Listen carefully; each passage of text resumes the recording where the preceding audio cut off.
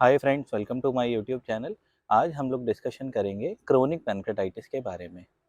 Chronic pancreatitis एक तरीके की पैनक्रियाज की सूजन है जो कि क्रोनिकली यानी काफ़ी लंबे समय से पैनक्रियाज में है।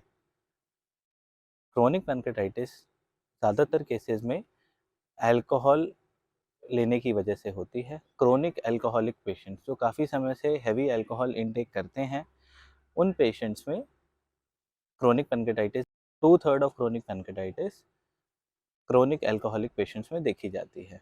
इसके अलावा और कॉजेज़ जो क्रोनिक पैनक्रेटाइटिस के हो सकते हैं, वो है जेनेटिक कॉज या फिर हाइपरकैल्सीमिया यानी कैल्शियम का बढ़ जाना, या लिपिड यानी कि शरीर में फैट का बढ़ जाना, या लिपिड प्रोफाइल में कोलेस्ट्रॉल का बढ़ जाना। ये सब अदर कॉजेज़ हैं जिनकी वजह से क्रोनिक पैनक्रेटाइटिस डेवलप हो सकती है।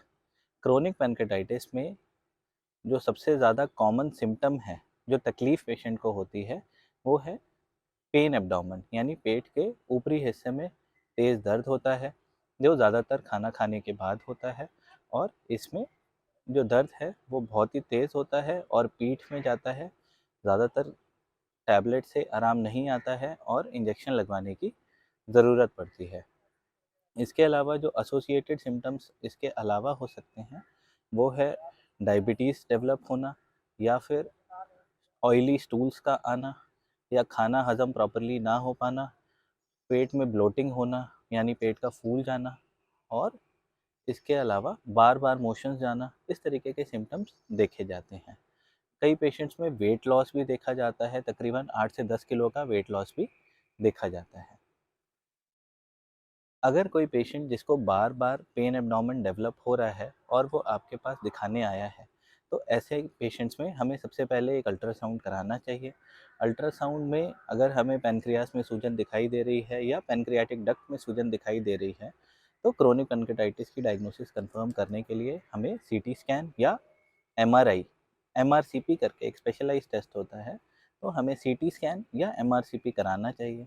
इसमें हम जो फाइंडिंग्स देखना चाहते हैं वो है कि पैनक्रियास में क्या सूजन है, कितना पैनक्रियास डैमेज हुआ है, पैनक्रियास की डक्ट का साइज़ क्या है, क्या पैनक्रियास में कैल्सिफिकेशन यानी कैल्शियम का जम जाना या स्टोन्स का डेवलप हो जाना, इस तरीके की प्रॉब्लम तो नहीं है। और कुछ केसेस में सूडोसिस्ट भी डेवलप हो जाती हैं, जो कि छोटी छोटी सिस्ट पैनक्रियास के आसपास डेवलप हो जाती हैं। इन सब फाइंडिंग्स को देखते हुए हम क्रोनिक पैनक्रेटाइटिस की डायग्नोसिस को कंफर्म करते हैं और पेशेंट का ट्रीटमेंट स्टार्ट किया जाता है। ट्रीटमेंट में जो प्राइमरी ट्रीटमेंट है वो है कि पेशेंट को अल्कोहल का सेवन करने के लिए स्ट्रिक्टली मना किया जाए, जिससे कि ये प्रॉब्लम और आगे ना बढ़े। अगर पेशेंट को बार बार पेन हो रहा है तो उसके लिए पेन किलर्स दिए जाएँ।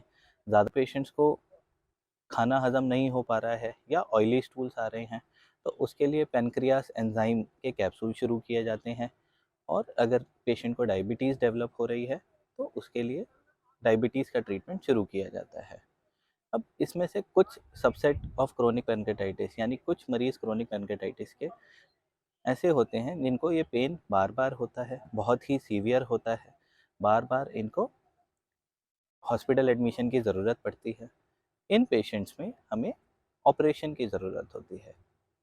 यदि इनकी पैनक्रियाटिक डक्ट डायलेटेड है, यानी कि पैनक्रियास की जो नली होती है उसमें सूजन है या उसमें मल्टीपल स्टोन्स हैं, तो ऐसे केसेस में हमें इनका पैनक्रेटाइटिस का ऑपरेशन करने की ज़रूरत पड़ती है, जिसमें जो बेस्ट ऑपरेशन है वो फ्रेज प्रोसीजर होता है।